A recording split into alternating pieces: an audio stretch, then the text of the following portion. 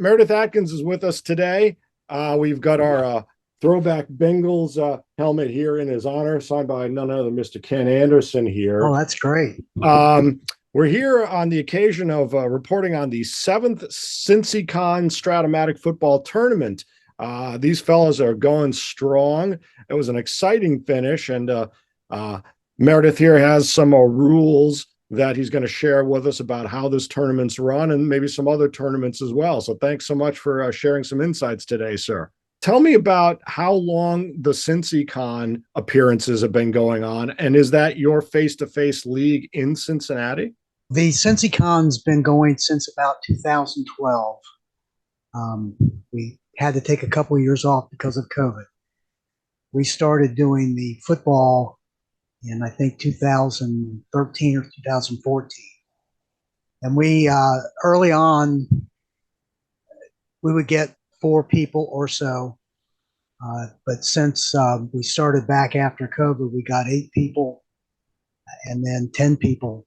I should say we got 8 people the year before COVID, and then this year we had 10, so it's been growing for us. It's not our face-to-face league. We have a league that we start in September, about with the beginning of the regular NFL season, and run through the end of February to get the Super Bowl done. Several of our face-to-face guys play in the tournament. We've also had some people come in from as far away as St. Louis and even Alabama. And then the tournament itself, I guess about of the 20 teams we have in our face-to-face league, 8 to 10 of them have come in as a result of either seeing the tournament at the convention, either directly or indirectly through friends. So it's been it's great for me to see the people that come in from outside, because it's just great to see some of the other people playing strat football. But then it's been a double benefit for our league by helping us recruit members. Exactly. You heard that, folks. That's very important. Get your game out there in public. It was a pretty big finish here, too. It looks like a little Super Bowl 20 payback this year. Yeah, it was the fellow that won the tournament's actually from Indianapolis. And the last 2 games, he hit long passes to get him within field goal range with less than a minute in the game, and then won by 1 or 2 points. So, yeah, it was an exciting finish. We kind of joke with him that he just seems to always come up with the right play at the end of the games. Patriots over the Bears. What was the final score there? Couple points? 20-19. Nice. And that's the 2004 Patriots over the mighty 85 Bears. Right. Wow. So now you noted to me that, it's interesting because we got the 70s Bengals helmet here, but you limit your teams to 1983 or to the present because folks aren't really as maybe into or aware of those teams, right? Well, and it's a mixed bag. Some of us who have been around strat football forever, those teams are very familiar.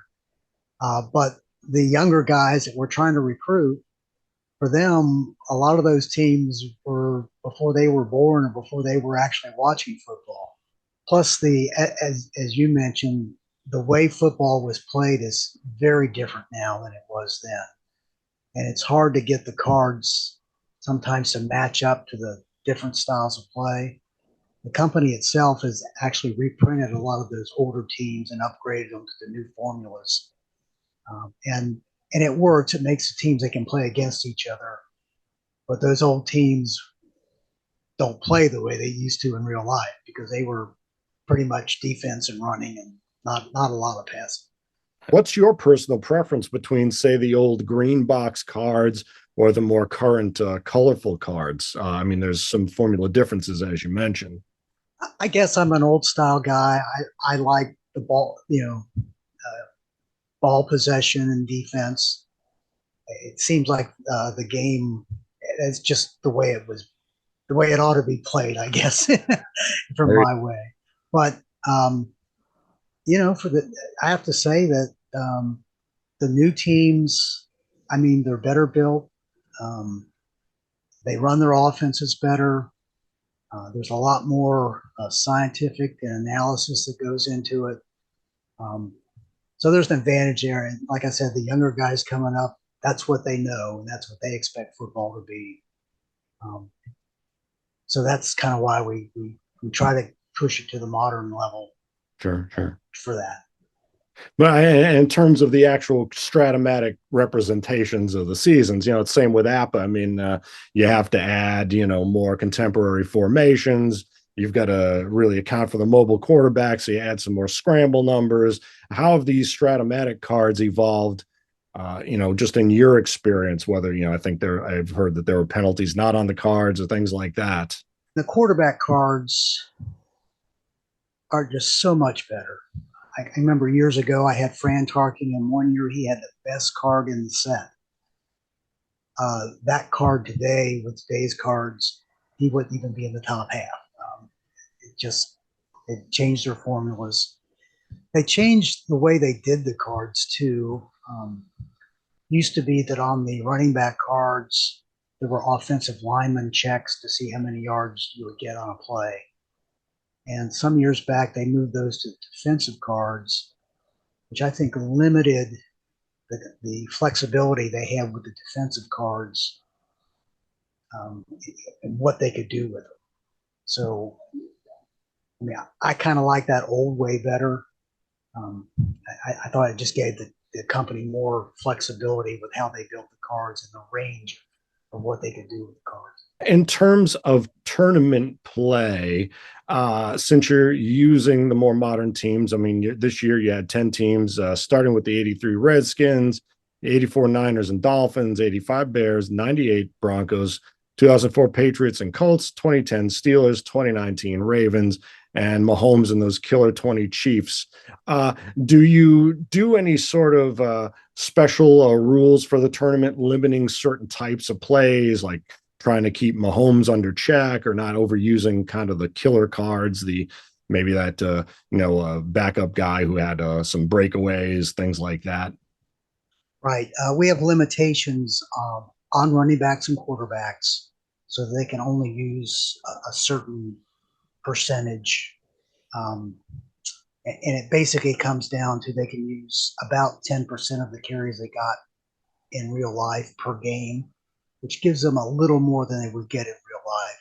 But you figure it's the playoffs, so they ought to get a little more. So yeah, we limit it that way.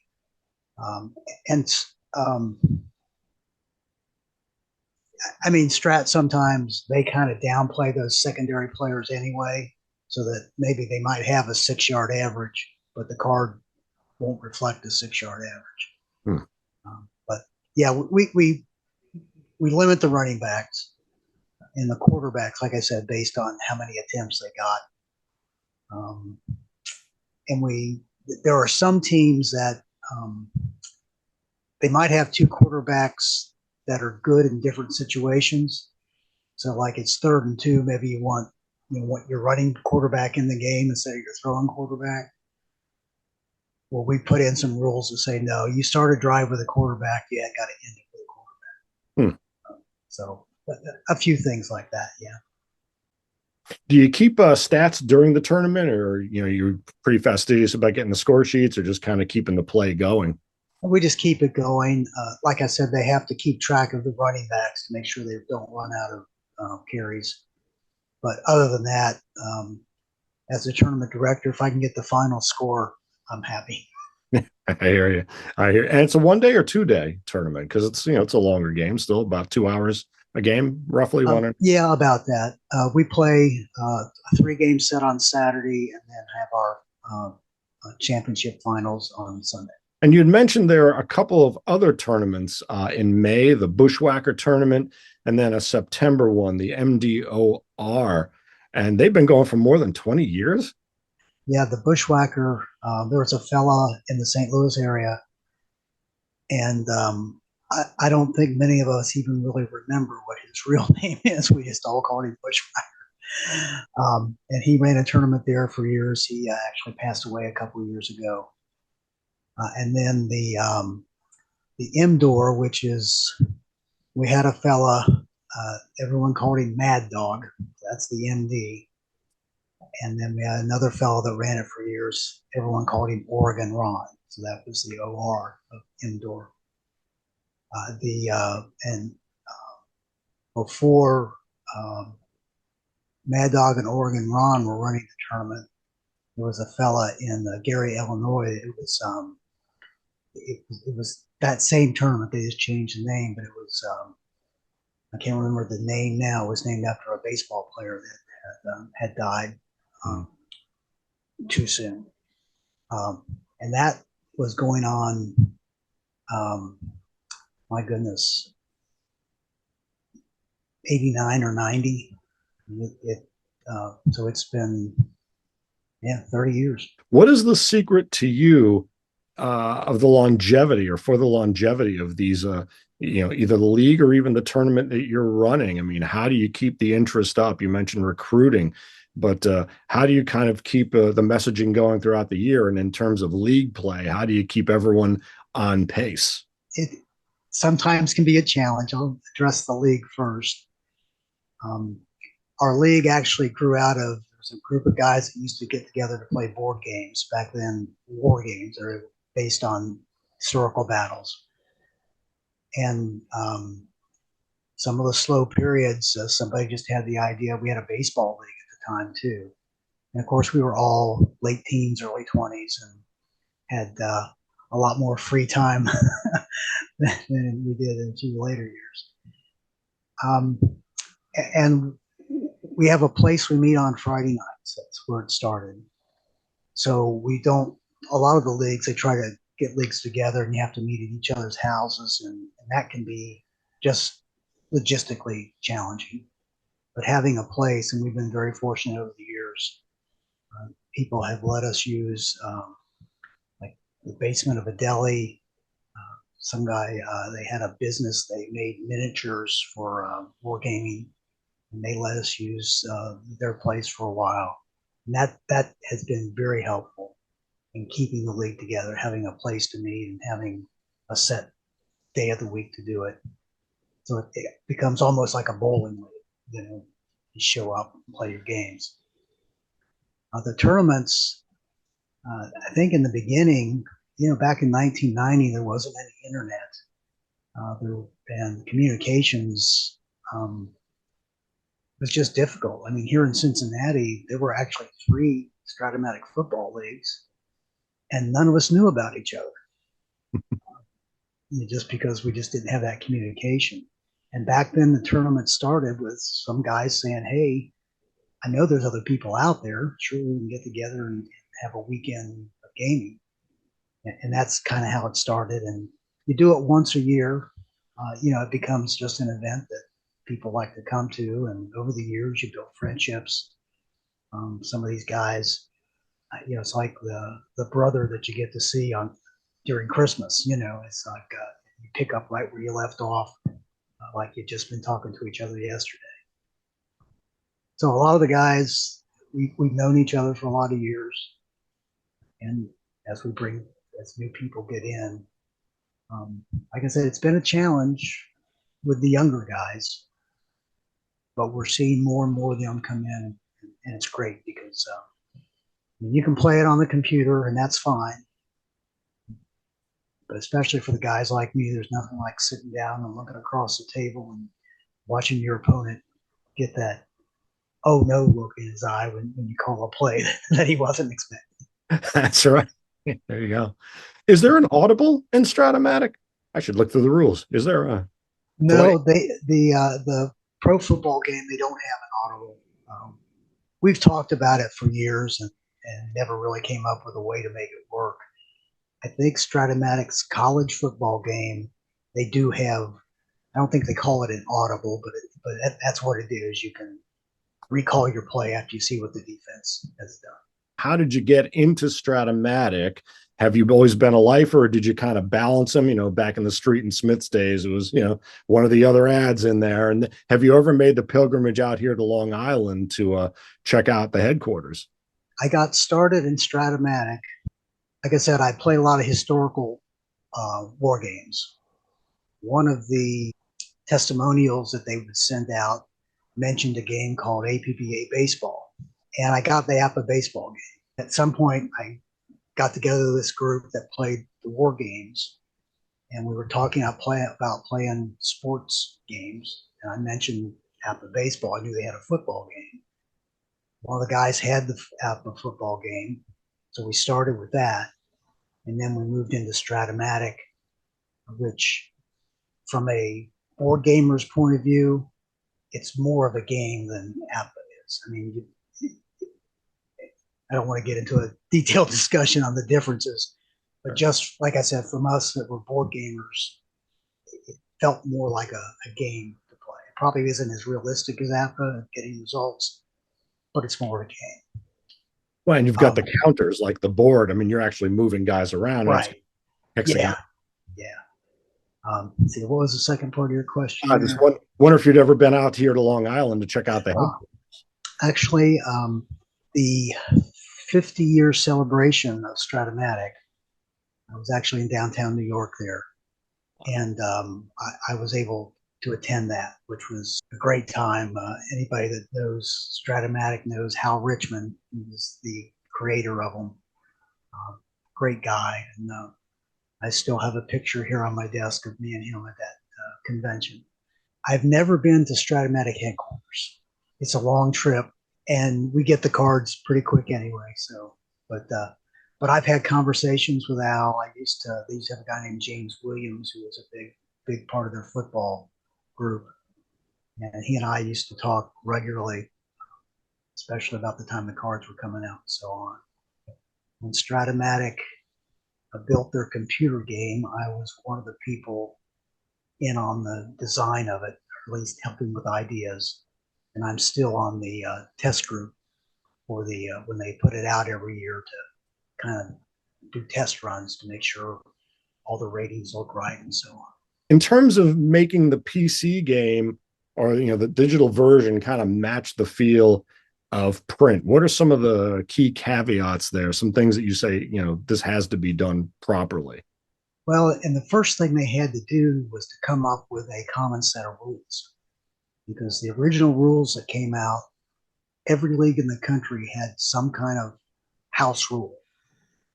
And early on, like especially when the team started coming up, like with 3 wide receiver formations and blocking backs and all that kind of stuff, Strat didn't get into a lot of detail of how that was implemented. I mean, they had a basic rule.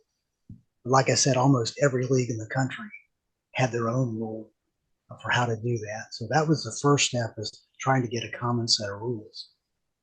And then there were some rules, like they have a thing called run contain, which is on 3rd and long, you can't get a first down by running, except in very, certain circumstances. There are some leagues, and we were one of them, we didn't like that rule at all. And there were other leagues that thought it was absolutely necessary.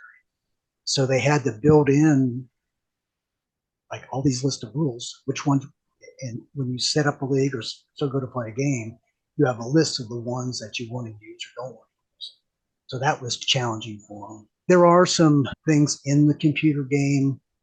Like I said, you can't look across and see what your opponent is thinking by looking in their eyes. So that's a challenge. When you're writing a computer game, sometimes you just can't come up with every possible situation that's going to happen. And the computer does what it does. And sometimes it works out and sometimes it doesn't. We found one just recently, and the computer game's been around at least 20 years, and we found an oddity in it that it's just an odd situation with an odd formation, and got a result that just wasn't right, and they're going to have to work on the program to change it. But it can be a challenge. And now, of course, with a computer game, you can have people from different parts of the country playing in the same league, which somebody on the East Coast playing somebody on the West Coast, it can be challenging to find a common time to be able to play. And like I said, everybody has different opinions on what rules should be used, how your roster should be put together, and so on. So there's always that dynamic. We managed to work through it, though. Sure. Well, I was going to say, speaking of the cards coming out every year, I mean, what kind of a league? You're a draft league? And if so, how do you kind of manage that and manage kind of rule changes over time? I mean, true democracy, or you're the commissioner kind of a thing? Well, a little of both. Yeah, we are a draft league, so what they call a keeper league. You keep your players from year to year. We have a nice system where the only players that we draft in the draft are the guys who were rookies in the NFL. And then other guys, we call them free agents. And we have a money system that lets people bid on them and buy them. I try real hard to make it a democracy. Everybody gets a chance. Now and again, I have to just say, this is the way it is. Sure. But, and one thing that we do is that we never vote on rules before the year. We have our rules meeting after the year is over. And then whatever rules, we allow people to propose them. And then if they affect how it's going to manage your roster, we don't have it take immediately. We have it take effect a year later. And that kind of avoids some of the, I'm doing this for my team issue that you have.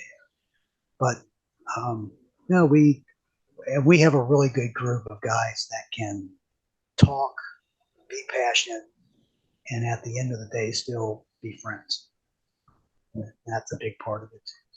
For sure, for sure. Do you have the opportunity for in-season trades at all to kind of shuffle some lineups? Or yeah, but we limit it like the NFL does. That you've only got so many weeks to make a trade, and then you can't make them anymore. Excellent, excellent. Do you personally do any homebrew rules? I mean, we're talking about different folks and different opinions. For your solitaire play versus face to face. Well, yeah, our face to face, we have several homebrew rules. A lot of it around, the NFL anymore.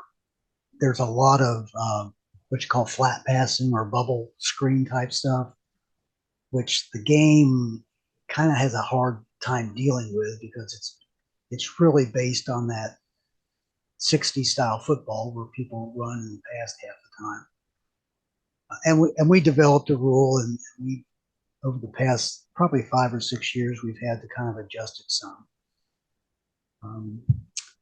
And yeah, we do.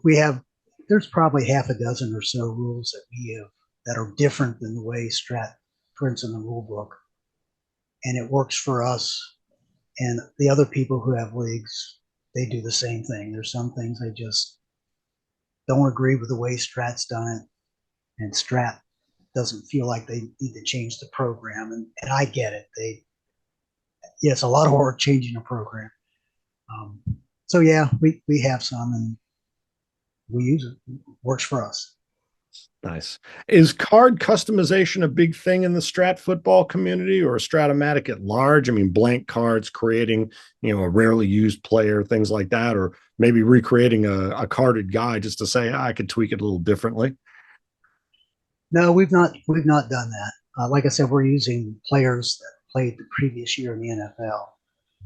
I know Strat has there's like sample cards that they put out,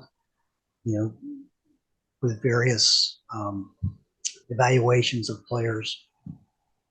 And probably the biggest thing we've tried to do over the years is coming up with defense cards.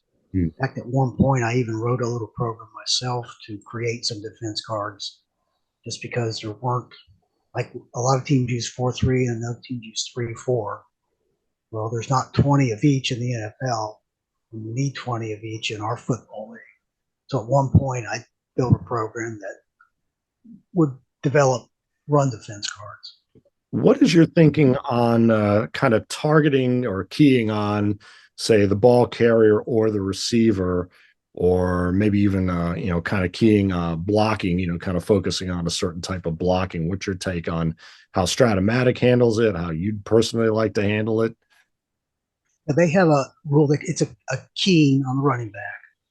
And it's a good dynamic. You have to, you lose something on your pass defense, and basically you lose a player off the field if you're wrong. So that works. They have a double team for the receivers, and there's a good mechanic for that. that works in Strat. I don't think we've not messed with that in years.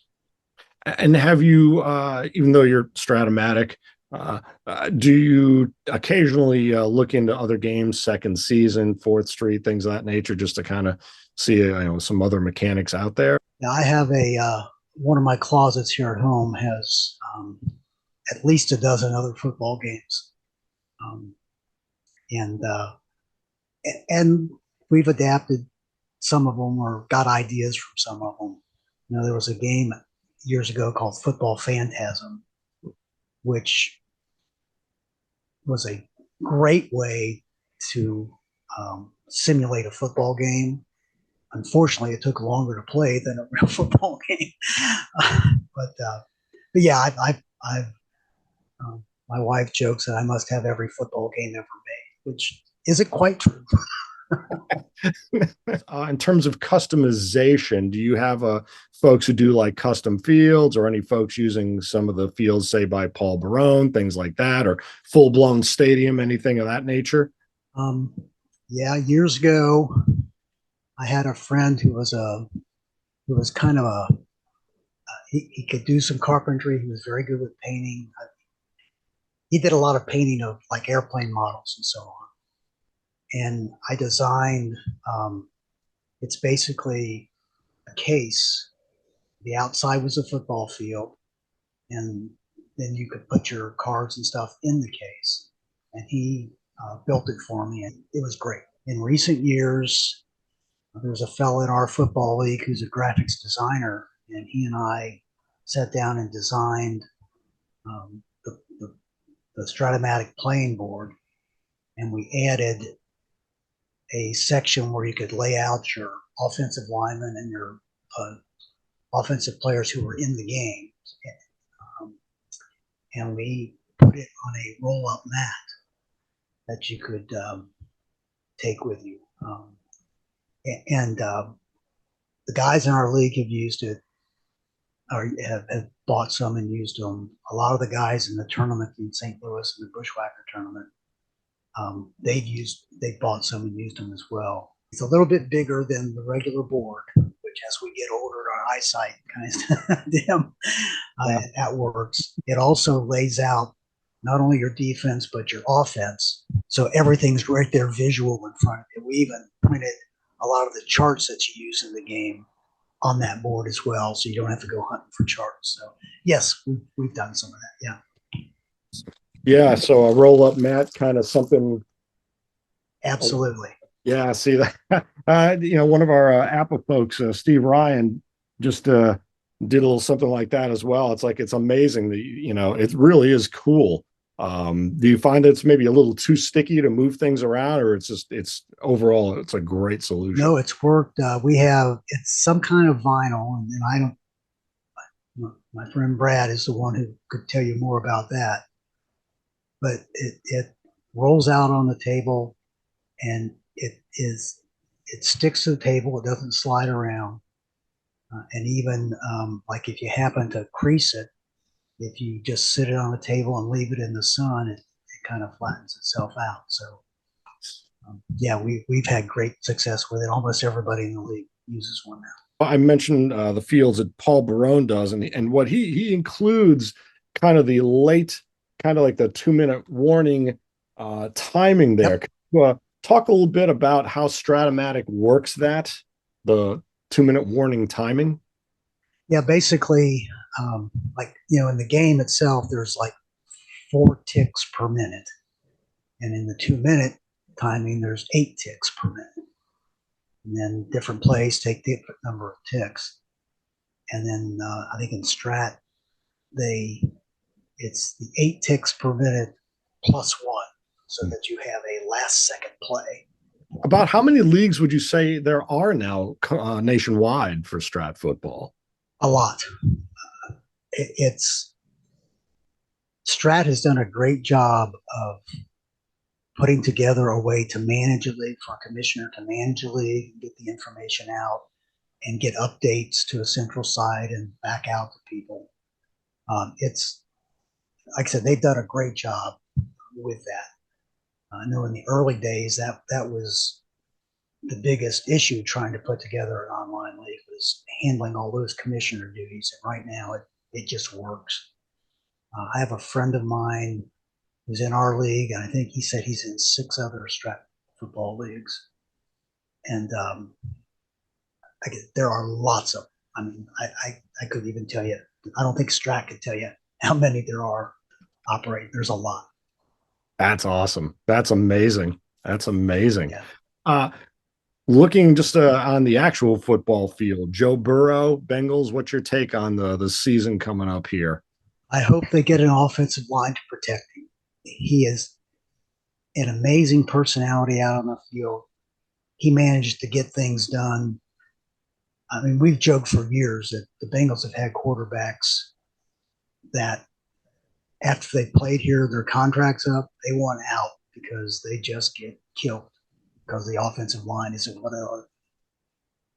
And he's just a tremendous talent.